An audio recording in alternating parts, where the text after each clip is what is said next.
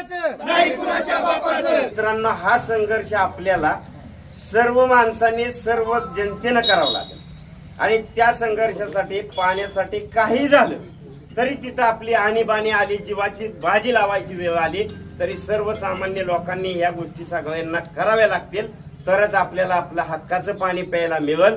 आणि सर्वांना मी एकच कळकळीची विनंती करतो की आपल्या गावातील सर्व लोकांनी बाया पोरांनी हांडा मोर्चा काढा।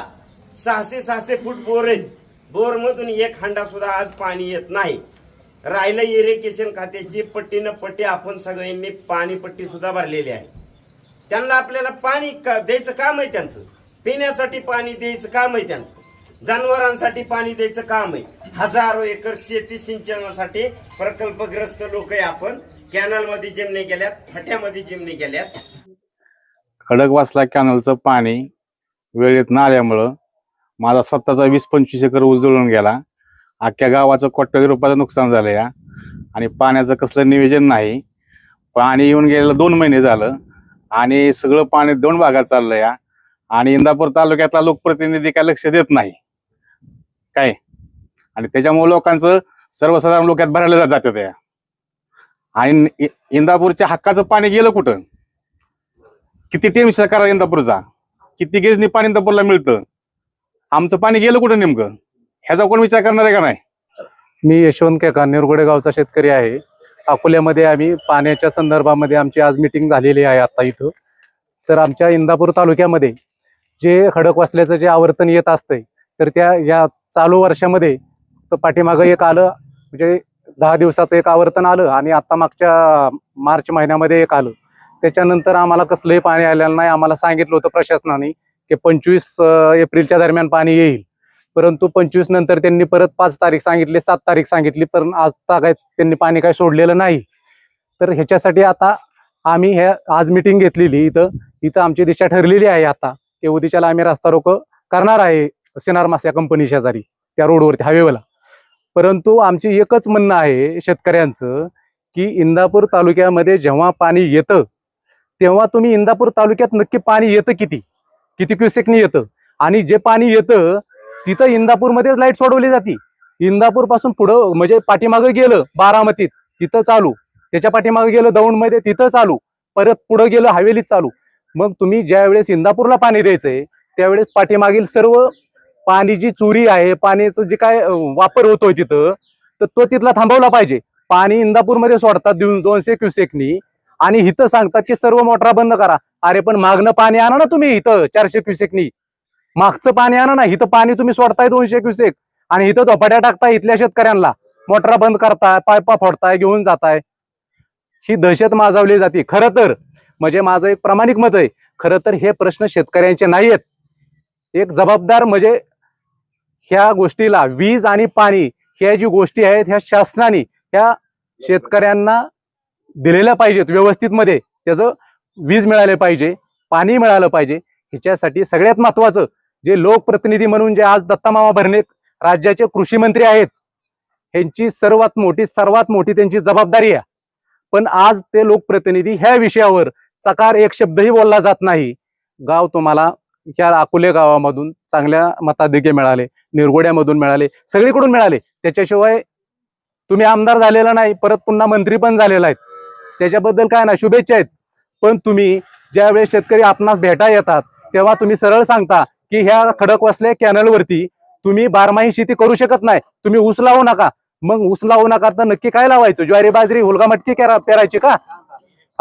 आणि तुम्ही इलेक्शनला आल्यानंतर फक्त गोड बोलता, आणि गोड बोलून ठीक आहे, लोक तुम्हाला मतदान देत आहेत सगळ्या काही गोष्टीत, पण त्याचा तुम्ही नंतर काय करताय? त्याची उतराई ही करता का? आम्हाला सांगता का तुम्ही 8 माही पिकं घ्या?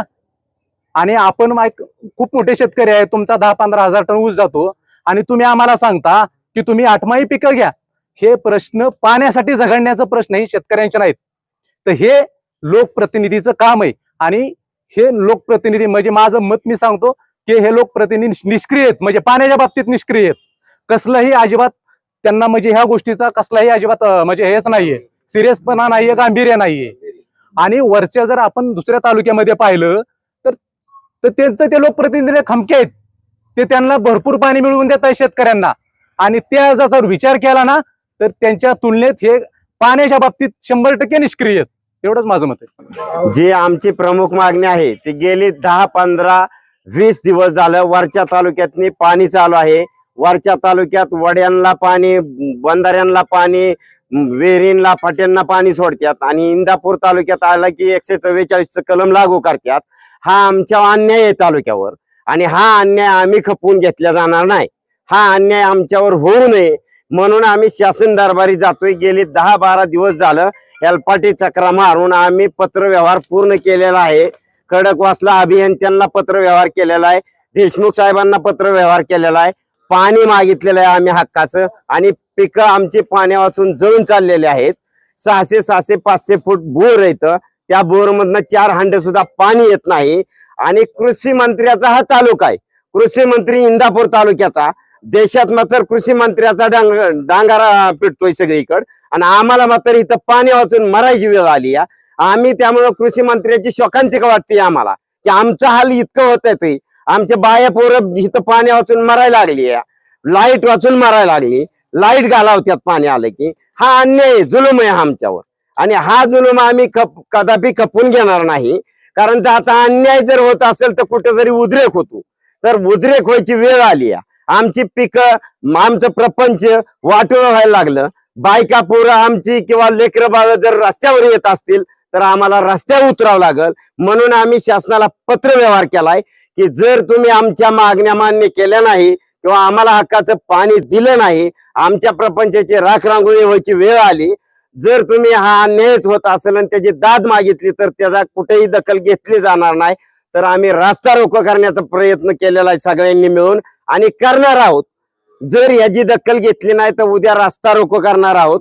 रास्ता रोको करून बी जर दखल घेतली नाही तर आम्ही अभियंत्याच्या दारात जाऊन खरडा बोंब आंदोलन करणार. आणि ह्यात आता आम्ही तरी सर्वसामान्य लोक उतारलोय. पण जर याची दखल नाहीच घेतली तर बाया पोरांनीशी सगळी जण उतारणार आणि कॅनलची गेट दरपत तोडून पाणी सोडणार. आमच्या जो काही शासनाला करायचा असेल तो गुन्हा करा, काही करा. आम्ही कुठलीही दाद घेणार, फिर्याद घेणार नाही. शासनाने जर आमची दाद नाही घेतली तर आम्हाला संघर्ष हा करावा लागणार आहे आणि पाण्यासाठी अटळ संघर्ष आहे आणि तो आम्ही करणार म्हणजे करणार. आणि बाणी आले तर आम्ही आमचं बलिदान करू. पण पाण्यासाठी काही झालं तरी पाणी कुणाचं नाही, पाणी आमचं हक्काचं आहे आणि ते आम्ही मिळवणारच, एवढाच निर्धार आहे. 19 फेब्रुवारीला जे आम्हाला आवर्तन सुटलं होतं पाठीमागचं, ते अजूनही आवर्तन दौंड, हवेली, बारामती या ठिकाणी चालू आहे. तिकडं पाणी झालं आहे. जवळजवळ तिथं माळाला पाणी लागलं आहे. मग आमच्या इंदापुरात पाणी पिण्याचा पाण्याचा प्रश्न का? दुसरा मुद्दा येतो की ज्यावेळेस आम्ही काल गेलो तर ते तलाव आहे, तिथले मळेचा तलाव असेल, पाटाचा तलाव असेल, नंतर दुसरा वरवड तलाव असेल, तो 80% भरला आहे. मग आमचा पोंदुड तलाव असेल, नंतर शेटपचा तलाव असेल, बादळ तलाव असेल, हे कोरडं का? त्याचप्रमाणे आमचं जे काही हक्काचं पाणी आहे, येणारं आवर्तन आम्हाला, या आवर्तनामध्ये जे काही कार्यकारी अभियंता आहे 1100-1300 क्युसेकनी वरनं पाणी सोडतात. पण येणारं आवर्तन आम्हाला फक्त 200 ते 250 ते 240 या क्युसेकनी मिळतं. या ज्यावेळेस आवर्तन आम्हाला ह्या इंदापुरामध्ये पोचवतं या टीनला, पण त्यावेळेस फक्त 144 कलम इंदापूरला लागू.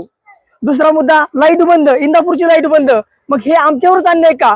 हा जो कोयता गँग, नंतर आहे कोयता गँग, जवळजवळ हे कोयता गँग नाहीच पाहिजे. कोयता गँग ही आमच्या शेतकऱ्याला भीती दाखवायसाठी किंवा एक दहशत मागवायसाठी आहे.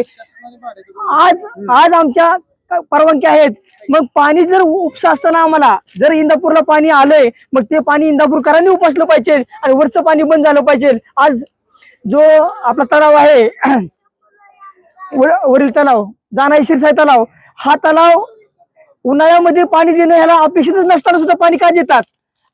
एक आमचं म्हणणं आहे की बाबा या तलावाला 14 एप्रिल पासून पाणी चालू आहे, जवळजवळ 22-23 दिवस पाणी चालू आहे. मग हे पाणी त्यांना का? कुठल्या कायद्यामध्ये बसतं हे? हक्क इथं कायदा महत्वाचा आहे की जर आमच्या हक्काचं पाणी आम्हाला मिळत नसेल, आज इंदापुराचं आवर्तन, आज खरीप, रब्बी आणि उन्हाळी हे तिन्ही आवर्तन जरी एकत्र केलं तरी सुद्धा आम्हाला पाणी पुरेसं भेटलेलं नाही. आज कुठल्याही वितरिकाला आमच्या पाणी सुटलं. तुम्हाला एक उदाहरण देतो. वितरिका क्रमांक 43, या 43 हे शेतकरी आहेत. एक पुढे या. यांच्या फाट्याला पाणी सुटलं नाही, सांगा तुम्ही. मग आवर्तन गेलं कुठं?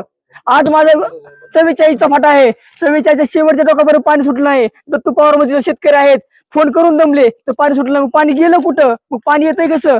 तुम्हाला एक उदाहरण देतो. 1150, 1200, 1300 क्युसेकने वरनं पाणी सुटते आणि आमच्या इंदापूरला फक्त 240 ने पाणी येते, 220 ने पाणी येते. मग पाणी जाईल कसं आम्हाला? हाच आमचा फरक आहे. पाणी चालू कुठं? तर दौंड, हवेली या बाजूला पाणी चालू या. म्हणजे आम्हाला फक्त दाखवाय पाणी सोडतात, हे जास्त क्युसेकने पाणी देत नाही. दुसरा मुद्दा आमचा एकच आहे, आम्हाला आमच्या हक्काचं पाणी द्या, जास्त क्युसेकने पाणी द्या.